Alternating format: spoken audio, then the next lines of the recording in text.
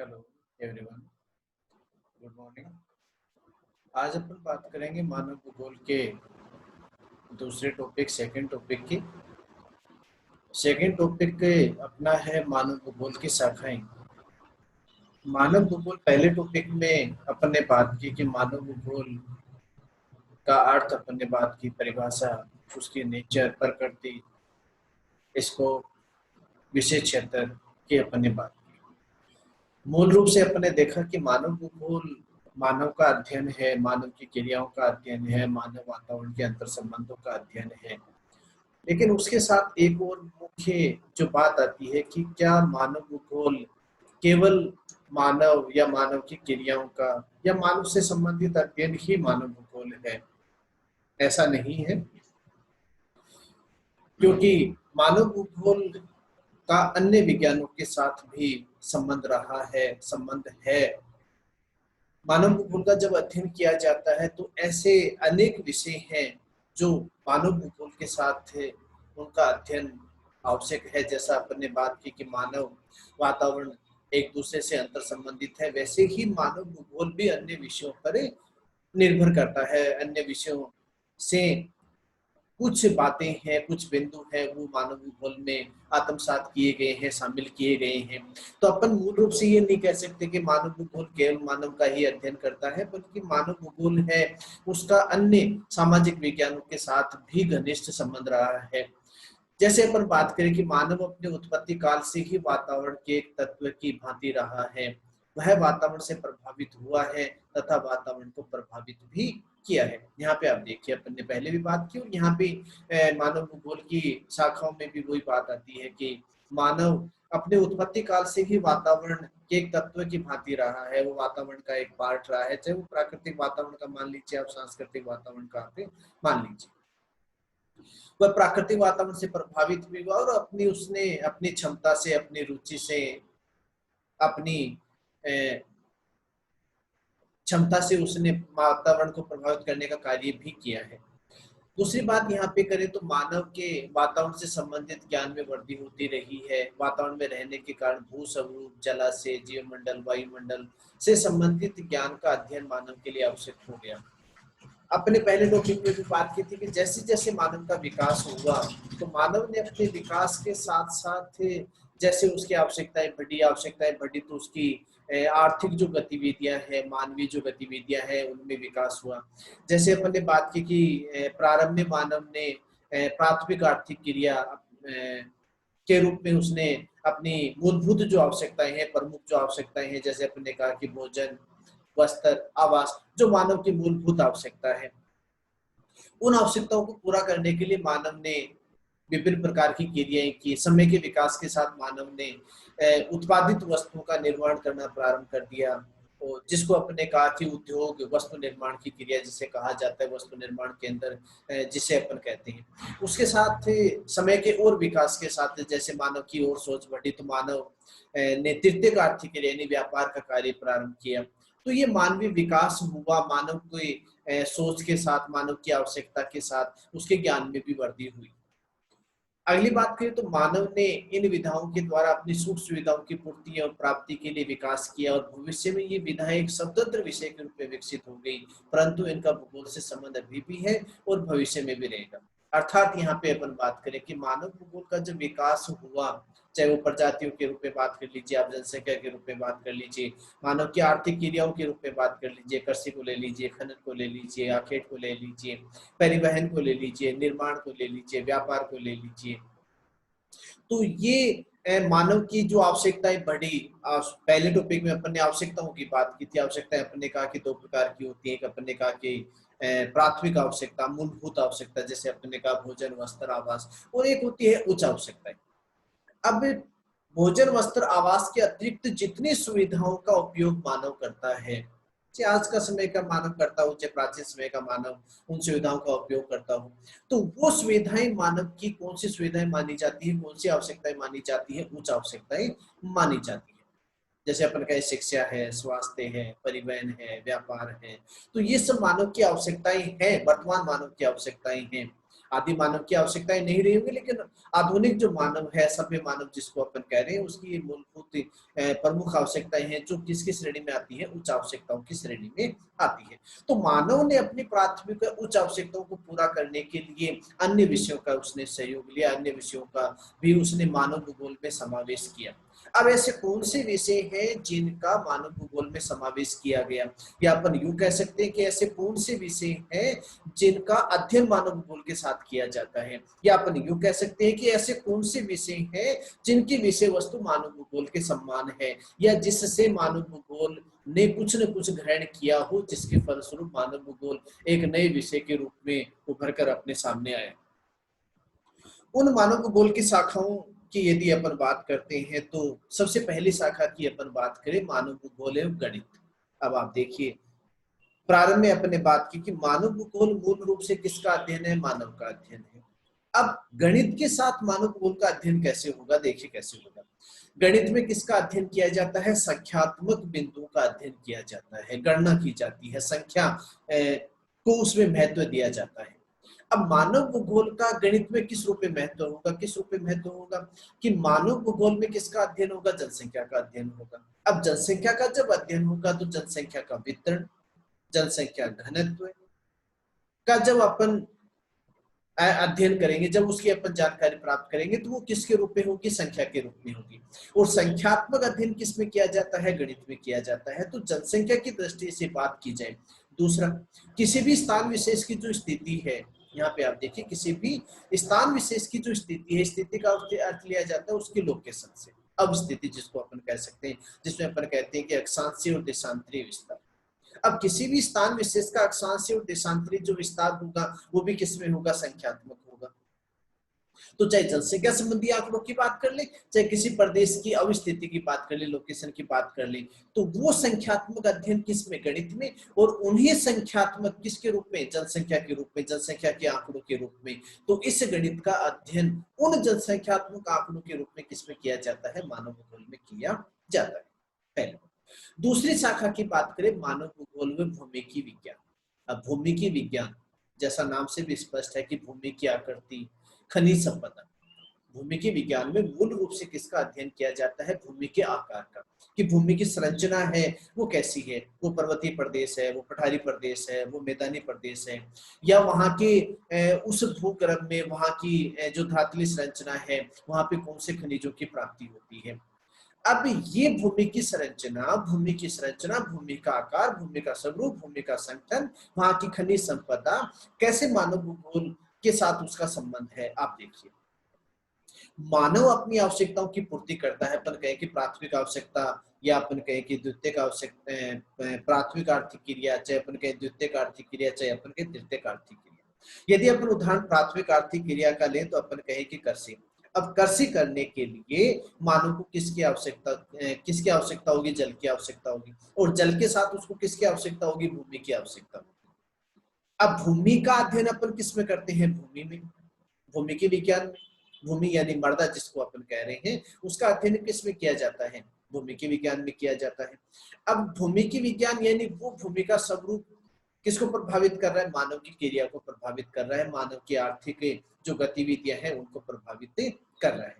खनिज संपदा का संबंध भी प्रत्यक्ष रूप से किसके साथ है, मानव के साथ, क्योंकि खनन कार्य के रूप में वो भूगर्भ से खनिजों की प्राप्ति करता है। उसके बाद वो अपनी आवश्यकता के अनुसार, अपनी रुचि के अनुसार, अपनी क्षमता के अनुसार उन खनिज पदार्थों से उनका रूप परिवर्तन करके अपनी आवश्यक वस्तुओं का निर्माण करता है। तो खनिज जो संपदा है, जो खनिज संसाधन है, वो भूमि की विज्ञान से संबंधित है। तो भू आकार के रूप में चाहे पर्वतीय प्रदेश, पठारी, मैदानी, या खनिज संपदा का अध्ययन किसमें किया जाता है, मानव भूगोल में। किसके संदर्भ में, मानव की आर्थिक क्रियाओं के संदर्भ में। तीसरी अपन बात करते हैं मानव भूगोल व रसायन विज्ञान। अब आप देखिए, रसायन विज्ञान कैसे मानव भूगोल की मुख्य शाखा हो सकती है, या मानव भूगोल में रसायन विज्ञान का क्या योगदान है। अब आप देखिए, रसायन विज्ञान में अपन मूल रूप से किसका अध्ययन करते हैं, रसायनों का, केमिकल्स का। और उन केमिकल से, उन रसायनों से किसका निर्माण किया जाता है, खाद का निर्माण, यानी उर्वरक पदार्थों का निर्माण किया जाता है।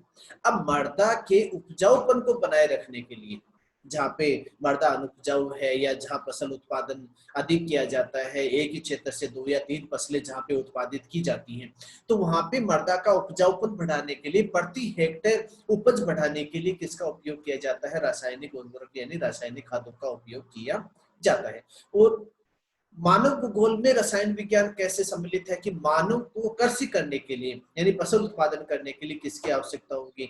भूमि की आवश्यकता, भूमि यानी मृदा। और मृदा क्या होनी चाहिए? उपजाऊ होनी चाहिए, क्योंकि अनुपजाऊ यदि मृदा है, जैसे अपन कहेंगे पर्वतीय मृदा है या अपन कहें कि बालुई, रेतीली या मरुस्थलीय मृदा है, तो वो मृदा क्या होगी? अनुपजाऊ होगी। अब यदि आपको फसल उत्पादन करना है, प्रति हेक्टेयर उपज की प्राप्ति यदि आपको अधिक करनी है, तो आपको क्या करना पड़ेगा? उस मृदा या मिट्टी में रासायनिक पदार्थों का उपयोग करना पड़ेगा। तो मृदा की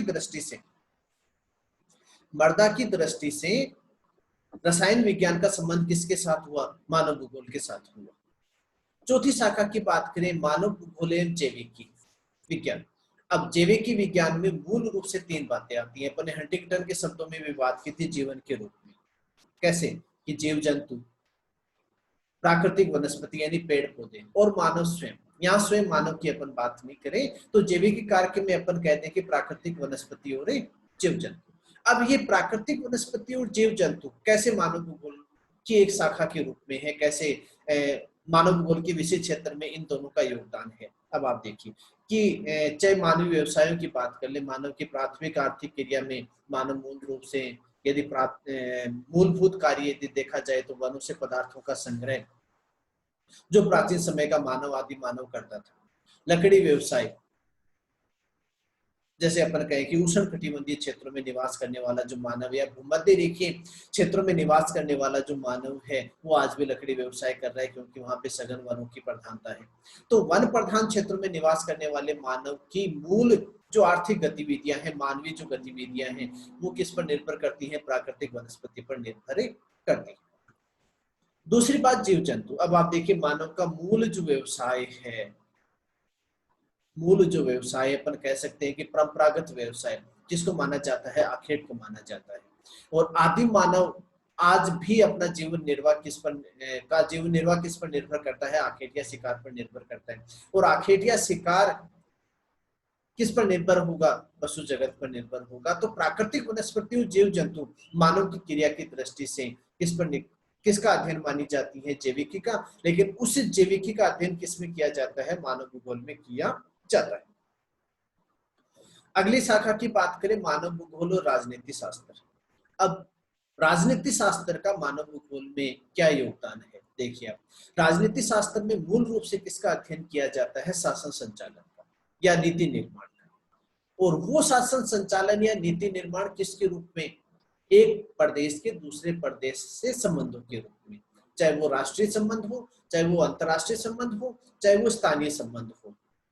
अब ये राजनीतिक संबंध, राष्ट्रीय, अंतरराष्ट्रीय, स्थानीय, नीति निर्माण, शासन व्यवस्था कैसे मानव भूगोल को प्रभावित करती है? अपन कह सकते हैं कि क्या राजनीति शास्त्र का मानव भूगोल में योगदान है?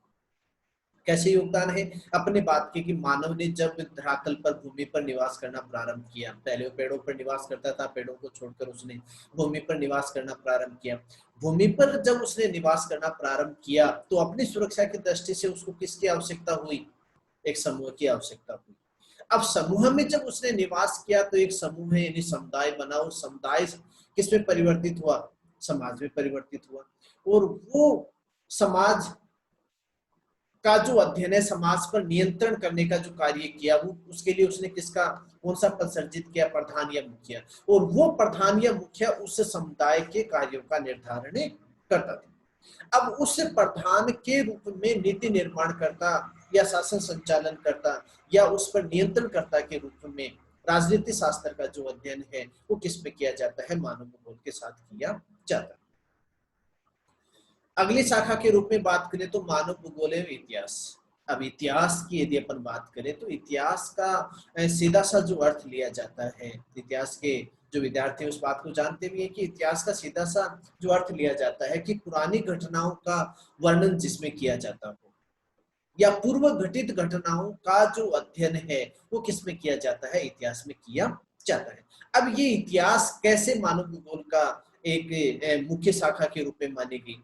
मानव भूगोल में अपन किसका अध्ययन करते हैं? मानव के विकास का, कि कैसे मानव का विकास हुआ, कि जो पहले पेड़ों पर निवास करता था, फिर वो भूमि पर निवास किया, भूमि पर उसने अस्थायी से वो स्थायी रूप से उसने अपने आवास का निर्माण प्रारंभ किया। और उसके बाद में धीरे धीरे मानव की सोच, मानवीय आवश्यकता बढ़ी, तो मानवीय जो आर्थिक क्रियाएं हैं उनका भी विकास हुआ। प्राथमिक आर्थिक क्रिया, द्वितीयक आर्थिक क्रिया, तृतीयक आर्थिक क्रिया। तो इस विकास क्रम का अध्ययन किस में किया जाता है? मानव भूगोल में किया जाता है। किस दृष्टि से? इतिहास की दृष्टि से, क्योंकि आपने कहा कि इतिहास है वो पूर्व घटित घटनाओं का अध्ययन है, और मानव भूगोल में मानव के विकास क्रम के रूप में किसके रूप में अध्ययन करता है? उसके पूर्व घटित घटनाओं की या विकास या इतिहास के संदर्भ में उसका अध्ययन किया जाता है। अगली शाखा के रूप में बात करें तो मानव भूगोल और अर्थशास्त्र। अब आप देखिए, अर्थशास्त्र, अर्थ आय प्राप्ति के जो स्रोत है, आय प्राप्ति के जो कार्य हैं, यानी वे सभी मानवीय कार्य जिनसे मानव को आय की प्राप्ति होती है। तो आय प्राप्ति वाले जितने भी क्रियाएं हैं वो सभी क्रियाएं किसके अंतर्गत आती हैं? अर्थशास्त्र के अंतर्गत आती हैं, क्योंकि अर्थशास्त्र केवल किसका अध्ययन करता है? उन कार्यों का अध्ययन करता है जिससे मानव को आय की प्राप्ति होती है, चाहे उसमें आय प्राप्ति के जो साधन है, चाहे वो प्राथमिक आवश्यकताओं की पूर्ति से संबंधित हो, चाहे वो उच्च आवश्यकताओं की पूर्ति से संबंधित हो। उससे चाहे आर्थिक संगठन व्यवस्था प्रभावित होती हो, चाहे वो जीविकोपार्जन के साधन भी हो सकते हैं। जीविकोपार्जन जीवन निर्वाह, जिससे मानव अपना जीवन निर्वाह कर सके, जिससे मानव अपनी आवश्यकताओं की पूर्ति कर सके। वो आवश्यकता, प्राथमिक आवश्यकताओं की पूर्ति करनी है तो भी कार्य करना होगा। यदि मानव अपनी उच्च आवश्यकताओं की पूर्ति करता है तो भी उसे क्रिया करनी होगी, कार्य करने होंगे। और उन सभी गतिविधियों का, मानवीय गतिविधियों का, चाहे वो प्राथमिक हो, चाहे वो द्वितीयक हो, चाहे वो तृतीयक आर्थिक क्रिया हो, उन मानवीय गतिविधियों का, आर्थिक क्रियाओं का अध्ययन किसमें किया जाता है? अर्थशास्त्र में। और मानव भूगोल भी किसका अध्ययन करता है? मानव की आर्थिक क्रियाओं का अध्ययन करता है, कि मानव जो कार्य करेगा, क्योंकि अपने प्रारंभ में बात की थी, पहले टॉपिक में भी अपने बात की थी कि मानव की जो गतिविधियां है, मानवीय जो क्रिया है, मानवीय जो व्यवसाय है, मानवीय जो आर्थिक गतिविधियां हैं, उसका अध्ययन किसमें किया जाएगा? मानव भूगोल में किया जाएगा। तो मानवीय क्रियाओं की दृष्टि से अर्थशास्त्र का संबंध किसके साथ हुआ? मानव भूगोल के साथ। अगली शाखा के रूप में अपन बात करते हैं मानव भूगोल और समाजशास्त्र। अब आप देखिए, समाजशास्त्र मूल रूप से किसका अध्ययन करता है? समाज का, यानी जो संगठन है, या जो ग्राम व्यवस्था है, जो परिवार है, या उस समाज की जो परंपराएं हैं, रीति रिवाज है, या जो मान्यताएं हैं, धार्मिक जो मान्यताएं हैं। तो समाज से संबंधित जो गतिविधियां हैं, जो सामाजिक संगठन है, जो वर्ग संगठन है, जो ग्रामीण व्यवस्था है, जो परिवार है, उन सभी का अध्ययन किसमें किया जाता है? समाजशास्त्र में। जैसा नाम से भी स्पष्ट है कि समाज प्लस शास्त्र, यानी समाज से संबंधित क्रियाओं का अध्ययन करने वाला विषय क्या होगा? समाजशास्त्र होगा। अब जब मानव भूगोल के साथ समाजशास्त्र का संबंध कैसे हुआ?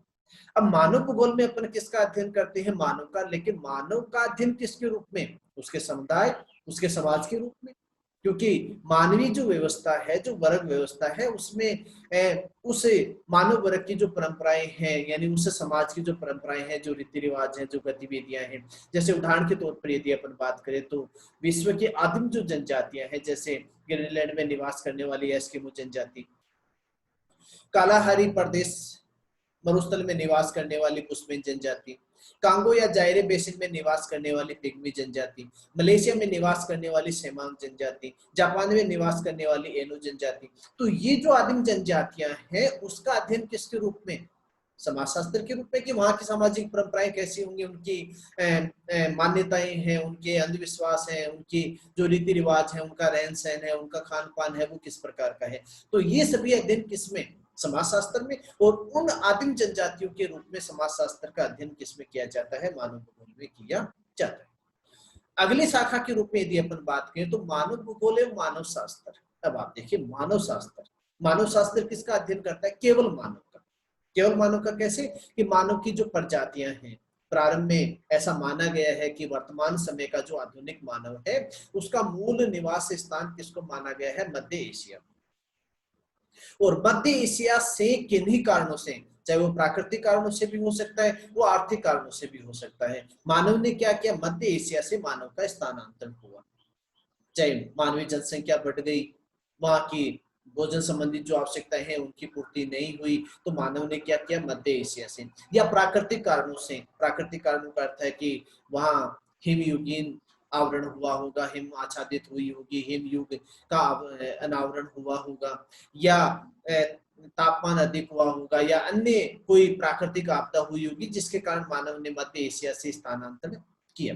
जैसे जैसे मानव का स्थानांतरण हुआ, क्योंकि जब मध्य एशिया में मानव निवास कर रहा था, तो वहां के मानव के शारीरिक जो लक्षण हैं वो समान थे, और जैसे जैसे मानव का स्थानांतरण हुआ मध्य एशिया से अन्य क्षेत्रों में, जब उनका प्रवास हुआ, स्थानांतरण हुआ, प्रव्रजन की क्रिया हुई, तो मानव के शारीरिक लक्षणों में परिवर्तन हुआ, क्योंकि जलवायु दशाएं परिवर्तित हुई होंगी, जलवायु दशाएं परिवर्तित हुई तो मानव के शारीरिक लक्षणों में भी परिवर्तन आया होगा, और जैसे जैसे मानव के शारीरिक लक्षणों में परिवर्तन आया, नई प्रजातियों का निर्माण होता गया।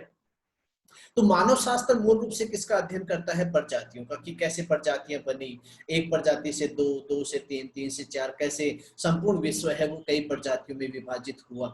और मानव भूगोल, मानव शास्त्र किसके रूप में, कि मानव भूगोल में भी किसका अध्ययन किया जाता है, मानव का, चाहे वो जनसंख्या से संबंधित करे, चाहे वो मानव के विकास से संबंधित करे। तो मानव के विकास क्रम के रूप में मानव शास्त्र का जो अध्ययन है वो किसके साथ किया जाता है, मानव भूगोल के साथ किया जाता है। तो मानव भूगोल की शाखाओं की यदि अपन बात करें, एक बार संक्षिप्त में यदि अपन कहें, तो जनसंख्या संबंधी आंकड़ों के रूप में मानव भूगोल का संबंध है वो गणित के साथ।